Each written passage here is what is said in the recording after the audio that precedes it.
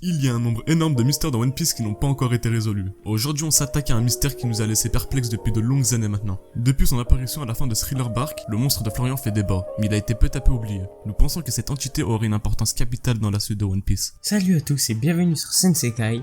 On se retrouve aujourd'hui pour deux nouvelles théories après tout ce temps. Et oui, on revient fort et motivé pour les vidéos théories. Préparez-vous à du lourd à présent pour les prochaines vidéos. N'oubliez pas le pouce si ce genre de contenu vous plaît et de vous abonner. Vous ne savez pas à quel point ces petites actions nous font extrêmement plaisir et nous motivent énormément. On a aussi un Twitter en description si ça vous intéresse. On parle principalement de One Piece comme bon fan et des derniers chapitres. Bonne vidéo à vous. Le triangle de Florian est une zone géographique située vers la fin de la première moitié de Grand Line. Elle est connue pour être une zone dangereuse où énormément de navires ont disparu soudainement. Gecko Moria est à l'origine d'une partie de toutes ces disparitions, mais ce dernier n'est pas le seul à être impliqué dans cette mystérieuse affaire. Allons voir le chapitre 435. Il nous précise clairement que chaque année environ 100 bateaux disparaissent et deviennent ensuite des bateaux fantômes, sans son équipage destiné à y errer pour l'éternité. Comme on vient de le dire, ça ne peut pas être uniquement Moria à l'origine de ce gros mystère. C'est pourquoi dans cette vidéo, on va expliquer ce phénomène avec nos idées. Déjà commençons avec les trois grandes ombres. Quand on disait que Moria n'est pas le seul à être concerné dans l'affaire des disparitions des bateaux. Vous l'aurez compris, on parlait évidemment de ces ombres terrifiantes. Ce moment a toujours été un grand mystère pour le public depuis des années. Et c'est justement principalement le sujet de la vidéo. On va vous parler de deux théories, mais juste avant, on a vu un SBS vraiment intéressant du tome 61 datant du 4 février 2011. Un fan avait posé une question à Oda, et la question était que si le triangle des Bermudes avait un rapport avec le triangle du Florian. Oda lui a très bien répondu, écoutez ça. La question du fan était: en fait, l'autre jour, je regardais la télé et ça parlait d'un certain endroit appelé le triangle des Bermudes. Si ça se trouve, c'est de là que vient le triangle de Florian. Ce que Oda lui avait répondu, oui naturellement. Je n'avais pas déjà répondu à cette question. Le triangle des Bermudes est une zone réputée maudite de l'Atlantique Nord qui existe réellement. Je ne sais pas ce qu'il en est actuellement, mais autrefois, plus de 100 bateaux et avions y disparaissaient chaque année. Étant donné que le mystère n'a pas été résolu, j'imagine que ça reste un coin chaud encore pour aujourd'hui. Il existe de multiples théories quant aux causes de ces disparitions, comme par exemple des ondes électromagnétiques ou du gaz méthane. Si le sujet vous intéresse, faites une petite recherche. Il y a également de nombreux témoignages évoquant des bateaux fantômes. Le SBS était intéressant avec de bonnes révélations et nous a confirmé que Oda s'est inspiré du triangle des Bermudes. Mais attention, comme on l'a dit précédemment, ce serait vraiment simple de la part de Oda de nous laisser dans le flou total vu qu'il s'est inspiré d'une légende. C'est certain pour nous, il y aura une explication développée à l'avenir sur les disparitions des bateaux et c'est maintenant qu'on va parler des deux théories. Souvenez-vous des paroles du narrateur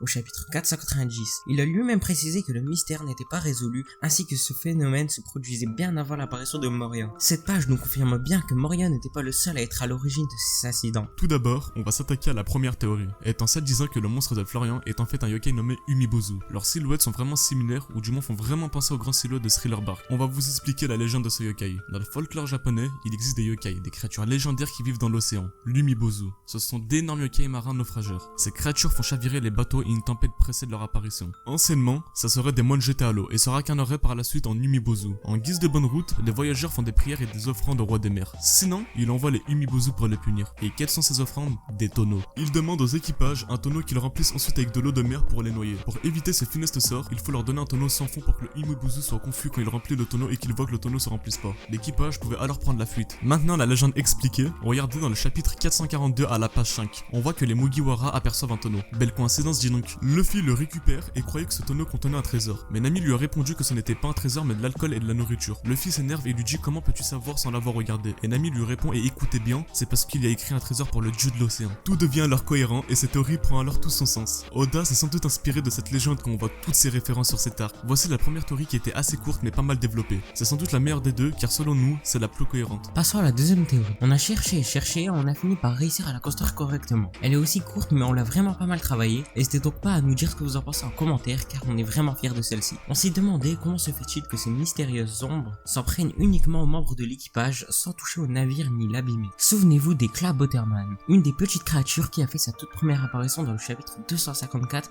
à l'arc Skypiea. Usopp était le seul à l'avoir vu et c'était pendant la nuit. Ce sont des esprits de l'eau qui habitent sur un navire et ce sont les incarnations de chaque navire s'il a été bien entretenu. C'est une créature joyeuse et diligente qui apparaît souvent pour avertir les marins quand leur navire est parfois en danger. Elle peut aussi les aider à l'entretenir comme on a pu voir avec le Meru, ou lorsque le navire est bien traité par son équipage. Enfin, ça c'est ce que l'on sait pour le moment. Nous en connaissons trop peu sur le sujet pour développer plus. Si on pourrait voir à l'avenir le Clabotterman du Sunny, ça pourrait être cool, car nous sommes vraiment curieux de le voir. Bref, repassons à la théorie. Et si justement l'inverse était tout aussi possible? Et si l'opposé du Clabotterman gentil et joyeux existait? On va tout inverser. Un navire mal entretenu et que l'équipage ne porte pas en eux un sentiment d'affection pour leur bateau.